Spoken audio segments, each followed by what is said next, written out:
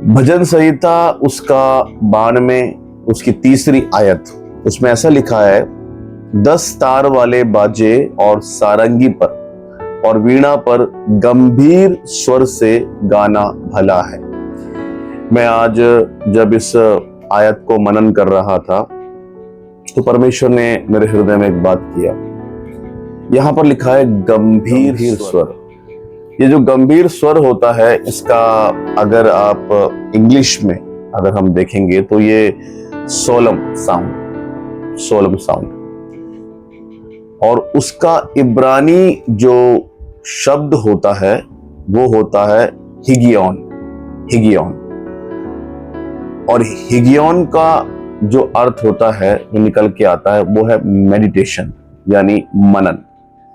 तो यहां पर जब मैं इसको मनन कर रहा था, इस वचन को जब मैं मनन कर रहा था, तो परमेश्वर का आत्मा मेरे हृदय में एक बात करते हुए बड़ा स्पष्ट रूप से मुझे समझा रहे थे कि जब हम आराधना करते हैं तो आराधना भी मनन के साथ करनी होती है। यानी कहने का मतलब उस आराधना में वचन को, क्योंकि ज्यादातर जो गीत हैं वो वचन के आधार पर दाऊद की हैकल से लिए गए, वचन के आधार पर हम जो आराधना करते हैं, तो उनको मनन करते हुए जब हम आराधना करते हैं तो हमारे जीवन में हम छुटकारे को देखना शुरू कर देते हैं।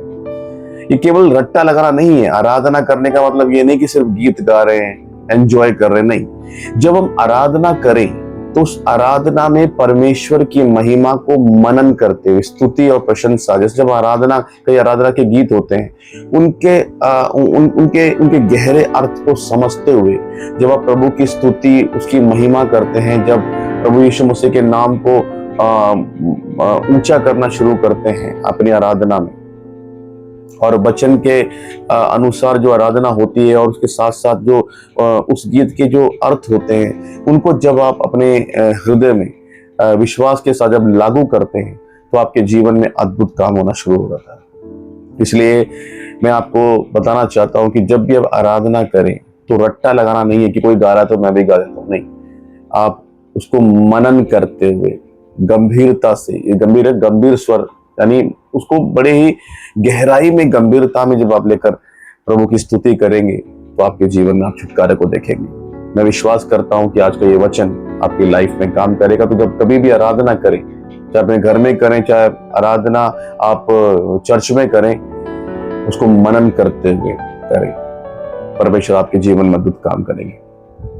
प्रभु आप सभी को आशीष करें। God bless you.